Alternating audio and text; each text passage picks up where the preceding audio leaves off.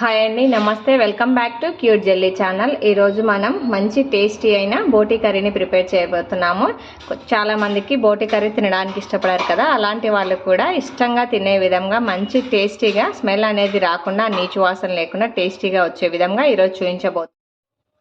బోటీని మనం ఒక 4 నుండి 5 సార్లు శుభ్రంగా వాష్ చేసుకోవాలి. తర్వాత ఒక బౌల్ తీసుకొని వాటర్ పెట్టుకోవాలి హీటింగ్కి. ఈ వాటర్లోకి 1 టేబుల్ స్పూన్ వచ్చేసి ఉప్పు, 1/2 స్పూన్ పసుపు, అదేవిధంగా ఒక 1/2 లెమన్ తీసుకొని ఈ రసం అంతా పిండేసుకోవాలి. లెమన్ వేయడం వల్ల దీనికి ఉన్న నీచు వాసన అనేది పోతుంది. ఈ విధంగా ఉప్పు, పసుపు, నిమ్మరసం వేసిన తర్వాత వాటర్ చక్కగా రోలింగ్ బాయిల్ అయ్యేదాకా మనం మరిగించుకోవాలి. చూడండి, ఈ విధంగా మనకు వాటర్ అనేది రోలింగ్ బాయిల్ అయ్యేటప్పుడు ఇది వచ్చేసి 500 గ్రామ్స్ బోటీ. దీన్ని శుభ్రంగా ఒక 5 టైమ్స్ కడిగి తీసుకున్నాను. అయినా కూడా ఇందులో స్మెల్ అనేది ఉంటుంది, అక్కడక్కడ డస్ట్ పార్టికల్స్ ఉంటాయి. కాబట్టి ఈ విధంగా ఉప్పు, పసుపు, నిమ్మరసం వేసి చక్కగా ఒక 5 నిమిషాలు మనం ఉడికించుకోవాలి. ఆ 5 మినిట్స్ లోపు మనకి ఇందులో ఉన్న డస్ట్ అంతా వెళ్ళిపోతుంది. అదేవిధంగా ఆ నీచు వాసన అనేది లేకుండా ఉంటుంది అనమాట. ఒక 5 నిమిషాలు అయితే మనం చక్కగా ఉడికించుకోవాలి.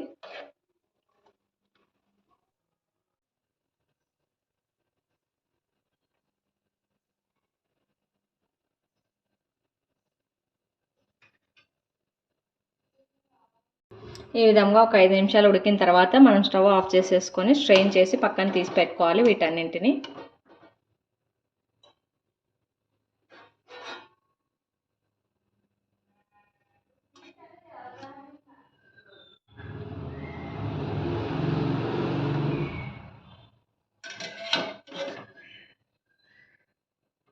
ఆ బోటీని స్ట్రెయిన్ చేసిన తర్వాత ఒక ఎండు కొబ్బరి ముక్కను తీసుకొని ఈ విధంగా డైరెక్ట్గా మంటకి స్టవ్ మీదనే మనం చక్కగా కాల్చుకోవాలి. ఈ విధంగా కాల్చుకున్నట్లయితే మనకు టేస్ట్ అనేది చాలా బాగుంటుంది. చూడండి, ఈ విధంగా చక్కగా కొబ్బరి ముక్కనంతటిని మనం కాల్చుకున్నాం కదా, వీటిని చిన్న చిన్న పీసెస్గా కట్ చేసుకొని మిక్సీ పట్టి తీసుకోవాలి. ఈ విధంగా మనం మంట మీద కాల్చుకున్న ఎండు కొబ్బరిని చక్కగా మిక్సీ పట్టి పౌడర్గా చేసుకొని పక్కన పెట్టేసుకోవాలి. చూడండి, ఈ విధంగా మనం కొబ్బరిని సెగ మీద కాల్చుకొని మిక్సీ పట్టుకోవాలి. ఈ విధంగా మెత్తటి పౌడర్ లాగా. ఇప్పుడు ఈ పౌడర్ని పక్కన పెట్టేసుకుందాం. కొబ్బరిని ఈ విధంగా డైరెక్ట్గా మనం సెగ కాల్చుకుంటే టేస్ట్ బాగుంటుంది కర్రీ అనేది. ఇప్పుడు ఈ ప్లేట్ పక్కన పెట్టేసుకోవాలి. మనం అదే మిక్సీ జార్లోకి ఒక 3 యాలక్కాయలు, ఒక 4 నుండి 5 లవంగాలు, ఒక చిన్న చెక్క ముక్క వేసుకోవాలి, దాల్చిన చెక్క వేసుకున్న తర్వాత ఒక 10 వెల్లుల్లి రెబ్బలు చక్కగా మనం పొట్టు తీసేసుకొని యాడ్ చేసుకోవాలి.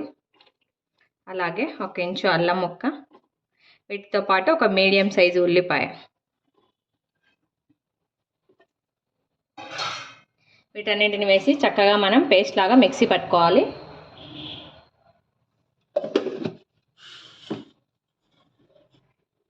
ఈ విధంగా మనం అల్లం, వెల్లుల్లి ఇవన్నీ వేసి చక్కగా మిక్సీ పట్టుకున్నాం కదా, ఈ పేస్ట్ని కూడా పక్కన ఉంచుకోవాలి. బోటీ కర్రీని ప్యాన్లో కాకుండా ఈ విధంగా కుక్కర్లో ప్రిపేర్ చేసుకుంటే త్వరగా అయిపోతుంది. అదేవిధంగా చక్కగా మనకు చక్కగా ఉడికిపోతుంది.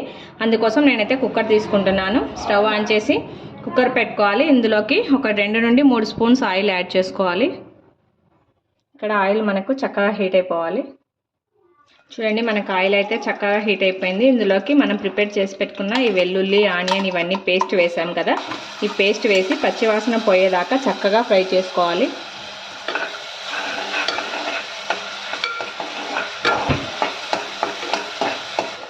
ఈ పేస్ట్ మనకు ఆయిల్లో ఎంత చక్కగా ఫ్రై అయితే అంత టేస్టీగా ఉంటుంది.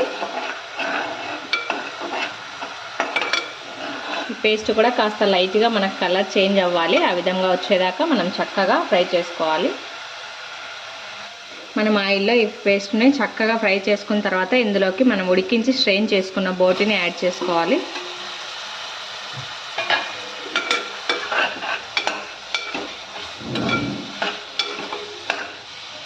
వన్ స్పూన్ ఉప్పు, ఒక 1/2 స్పూన్ పసుపు వేసి చక్కగా మనం ఆయిల్లోనే ఒక 3 నిమిషాలు అయితే ఉడికించుకోవాలి.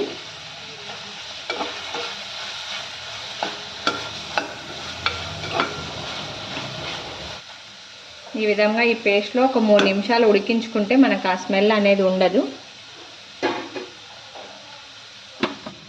ఈ విధంగా ఉప్పు పసుపు వేసి ఒక 3 నిమిషాలు ఉడికించుకున్న తర్వాత ఇందులోకి ఒక 3 స్పూన్స్ వచ్చేసి కారం యాడ్ చేసుకోవాలి. ఈ ఉప్పు కారం అనేది మీరు మీ టేస్ట్ని బట్టి ఎక్కువ కావాలంటే ఎక్కువ, తక్కువ కావాలంటే తక్కువ యాడ్ చేసుకోవచ్చు.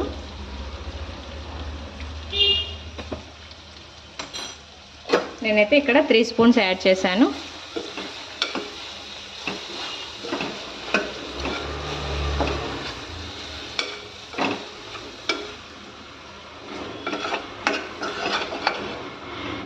కారం కూడా వేసిన తర్వాత ఒక మీడియం సైజ్ టొమాటోను చిన్న చిన్న పీసెస్గా కట్ చేసి యాడ్ చేసుకోవాలి.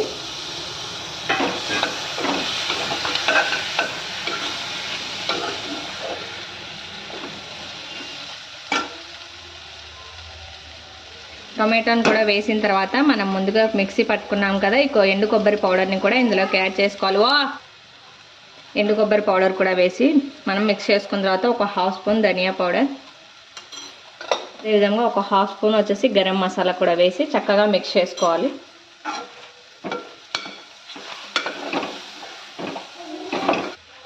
ఈ విధంగా ధనియా పౌడర్ గరం మసాలా కూడా వేసిన తర్వాత ఒక 250 ml వాటర్ అనేది యాడ్ చేసుకోవాలి.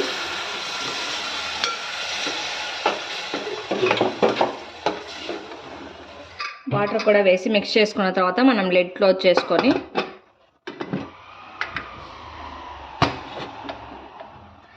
ఒక 8 నుండి 9 విజిల్స్ వచ్చేదాకా ఉంచుకోవాలి. అప్పుడే మనకు చక్కగా కుక్ అవుతుంది.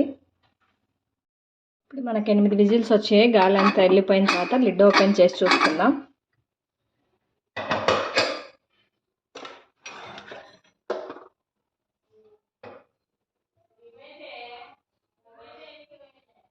మనకి ఈ విధంగా చక్కగా ఆయిల్ పైన తేలిందంటే కర్రీ పర్ఫెక్ట్గా రెడీ అయిపోయిందనమాట. ఫైనల్గా కొద్దిగా కొత్తిమీర తురుముని వేసుకొని చక్కగా మిక్స్ చేసుకొని హ్యాపీగా ఎంజాయ్ చేసేయడమే. చాలా సింపుల్ ప్రాసెస్ అండి. తప్పకుండా అందరూ ట్రై చేయండి. మంచి టేస్టీగా ఉంటుంది. చపాతీలోకి, రోటీలోకి, రైస్లోకి ఎందులోకి తిన్నా సరే మంచి టేస్టీగా స్మెల్ లేకుండా ఉంటుంది. తప్పకుండా అందరూ ట్రై చేయండి. ఈ రెసిపీ కనుక మీకు నచ్చినట్లయితే లైక్ చేయండి, షేర్ చేయండి. తప్పకుండా అందరూ సబ్స్క్రైబ్ చేయండి. Thanks for watching.